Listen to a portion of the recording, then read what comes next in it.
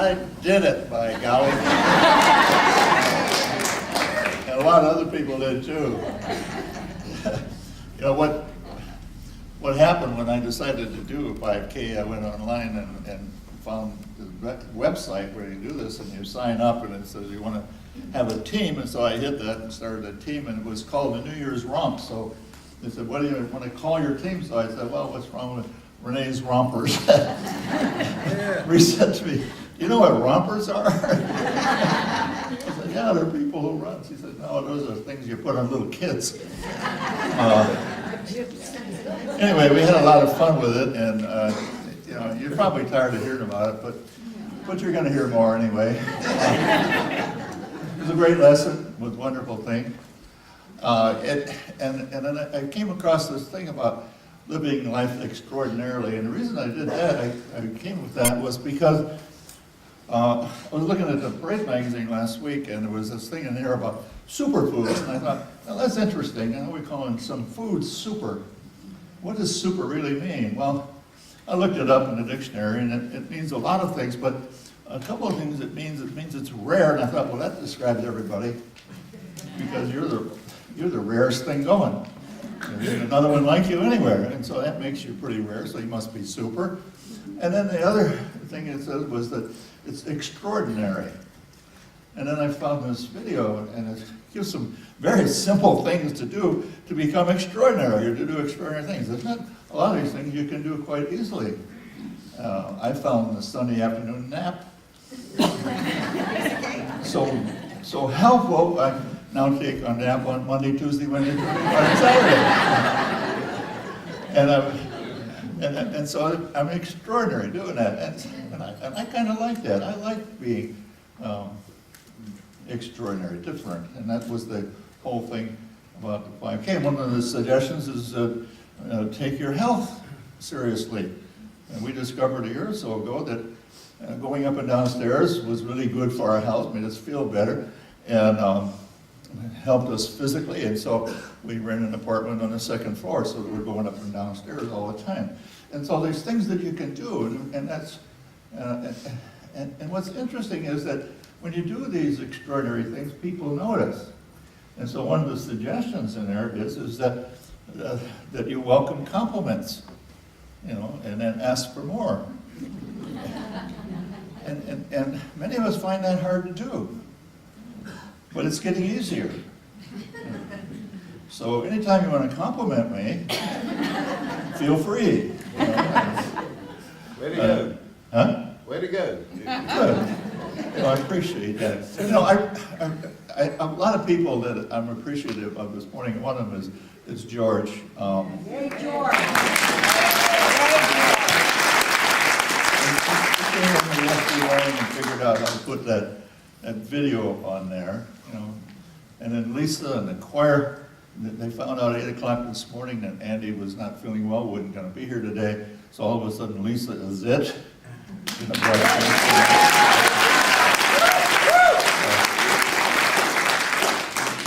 You do so much for us. We appreciate that. So one of the other things was to say thank you a lot. When I was training for this 5K, I finally got to the point where I said, this is it, I'm going to do 3K today, and I had the route all figured out. And about 2/3 of the way through, I was beginning to feel it really bad. You feel it pretty quick, but it was, and so I was considering just saying, oh, I'll do it tomorrow. And something came into my mind and said, no, you've got to do this, Rene. You've said you're going to do it, you have to do the 3K. So I thought about that, and suddenly I became aware that my whole body, my whole system was supporting me to do it. Every cell in my body, every organ, every muscle. And so I just began saying, thank you, cells, thank you, feet, thank you, legs, thank you. In my mind I was saying, thank you. And next thing I know, I had done 3.1 miles.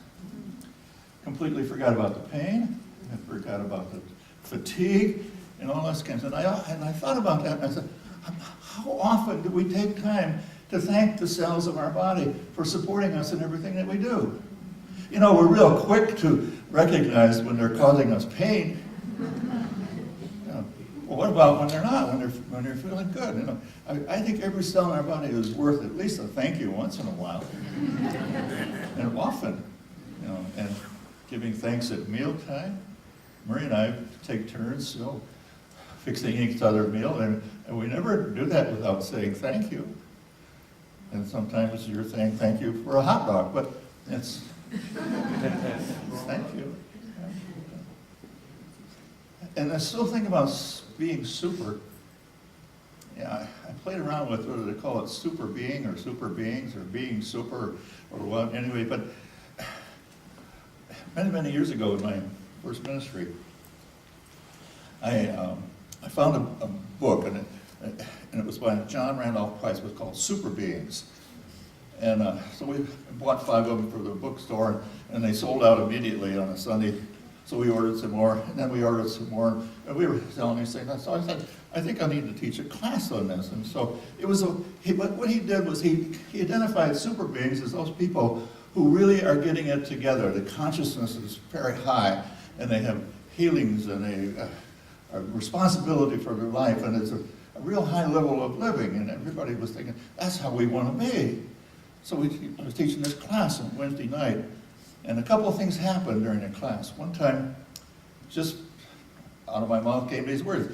What would you think of having John Randolph Price here sometime? And they all said, yeah, let's do that.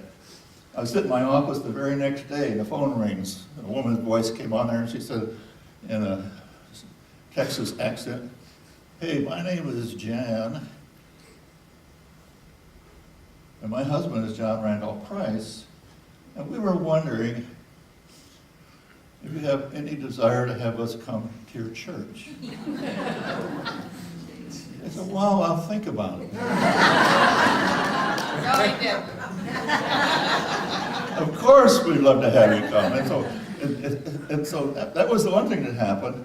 The other thing that happened was at the last class, and one of the things that a super being does is just really lets it all out. Okay, no inhibitions, just all that kind of stuff.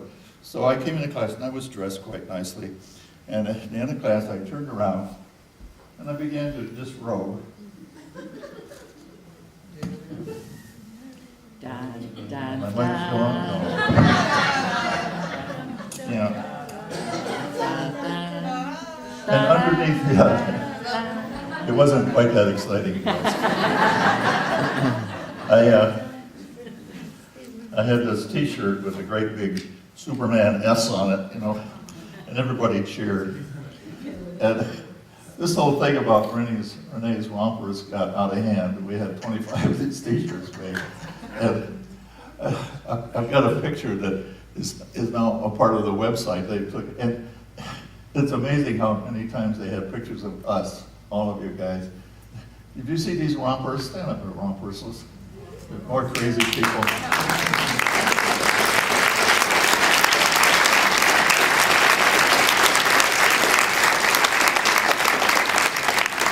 You have no idea what it feels like to do something and then have all these friends come and support you in that. You know, I was just overwhelmed. I was just blown away by the whole thing. And I have this picture up here if anybody's interested in seeing it, of the moment when they announced that we had the biggest team. There were 18 of us, and we got a gift certificate. Now this is a 5K run is for your health. So we got a gift certificate for $100 worth of fried chicken.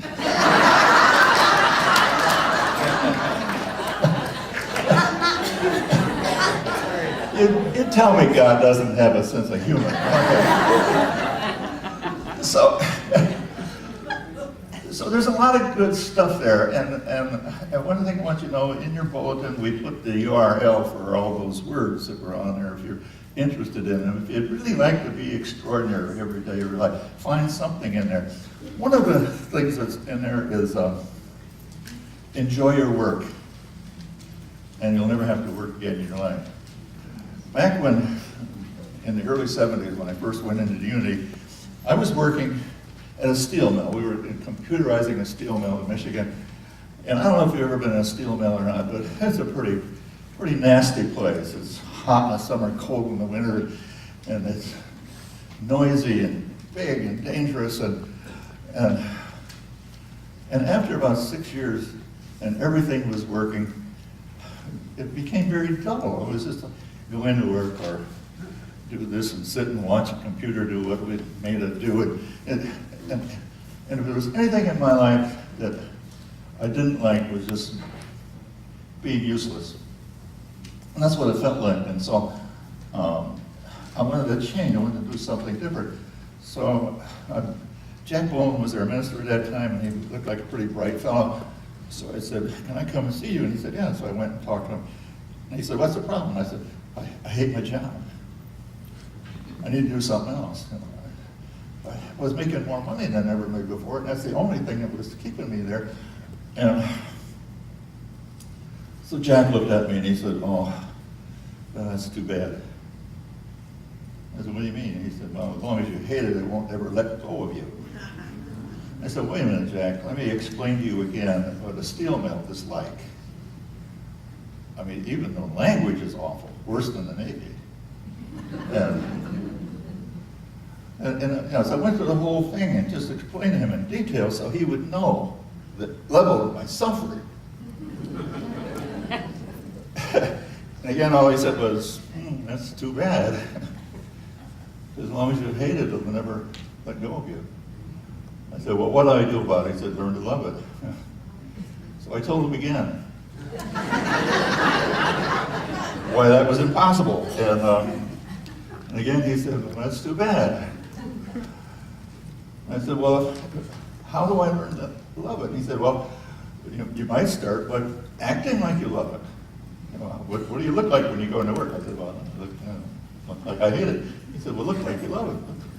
So I began doing that. I began going in, smiling and happy, and after about a week of that, people would look at me and say, what's the matter with you? But then, I was meditating and I prayed, and I had this discussion with God. I said, I really need help here. And so God said, if you can find one person who loves this place, will you love it? I said, sure. I knew I was safe. Nobody loved the steel mill. And so I began going around asking guys, what do you think about this place? Oh, let me tell you. And I'd get a half hour, what was wrong with it?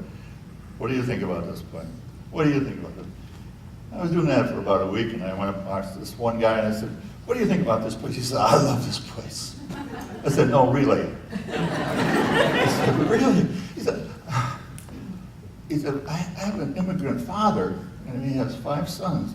And of all the sons, I'm the only one that has a decent job and education. And I have an education because this company paid for me to go to school. And I said, really? And he said, yeah. He said, I love this place. And I said, oh dear. I mean, when you bargain with God, you got to follow through with it. Right? And I said, oh, now I have to do it. And so I continued and acting like loving it and being happy. And this went on for a few weeks, and then my boss came in. There was a function in the mill where they cut these slabs with torches, and they had to be measured, and it just wasn't working. And he said, that needs to be fixed. I said, well, you're going to have to start all over. We have to redesign the whole system. And he said, well, do it. Take whatever you need. So for the next 6 weeks, I was involved in something brand new, and I was designing a whole new system to be able to do this operation. And the morning came, we were getting ready to test it out. It was all installed and wired and ready to go, and I'm getting dressed, and I said, well, I gotta go. Where he said, what's going on? I said, oh, today we're testing, and I want to say it, and I love it.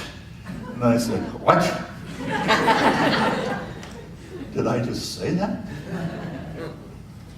And I did. Once I made up my mind to love it, it became love it. And it let go of me. Within 6 months, I was working in an office as a consultant engineer in Wrightsville Beach, which is a little different from Michigan, a little different from a steel well mill. So the story that Marie read today coincides with this whole idea. And all I can tell you, if you're doing anything in life that's difficult, you better start loving it. Otherwise, it'll just keep going on. Oh, I can't claim that I've got all of these things down pat. You know, there's one here that I really don't like. What's it say? Something about difficult people. But there are some people who drive me right up the wall. At least I let them. Yeah. So I have to remember. You know. I had an experience one time when I was driving behind a guy going to teach a class at Unity Village, and it was filled with people that I loved, older people. One old guy he was so cute, he was 80 years old, and he talked about going to nursing homes, teaching people how to play the harmonica. He came in one day and he said, I got a job. We said, what's the job? He said, well, I'm taking care of an old man. And he just loved a guy like that. You know, so I'm going there early Sunday morning to teach this class, and there's this car in front of me, and it's a long, windy road, and I can't get past him, and I'm going nuts. I get around the bike and go past him, and it's that guy. I thought, gee. So no matter who I get angry with, somebody loves them. So if somebody loves them, I guess I can love them too. It's not easy. You know, I have to put something aside, something that is controlling and bossy and whiny. One of the people who drive me nuts are whiners. And Marie one day said, I wish you'd quit whining about those people.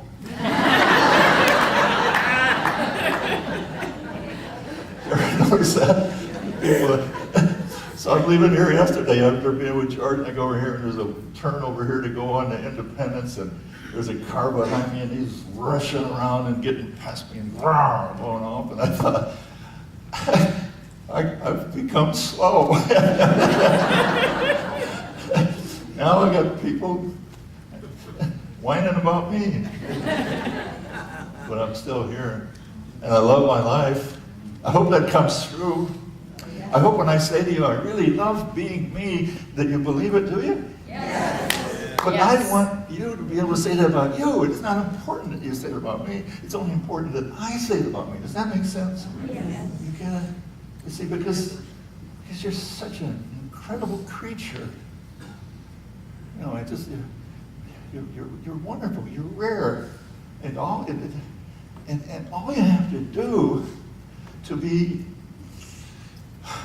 extraordinary is to go home this afternoon and take a nap. This is not hard work, guys.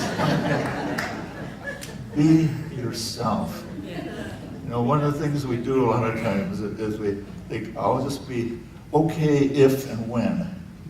No, you're okay now. Not then, not later, not someplace else. Right here, right now. And when you get up in the morning, even on Monday, and say, thank God, I'm here, I'm alive, I'm whole, then you got it. You got the greatest gift you could ever get, the realization that being you is the most wonderful thing in the world. God bless.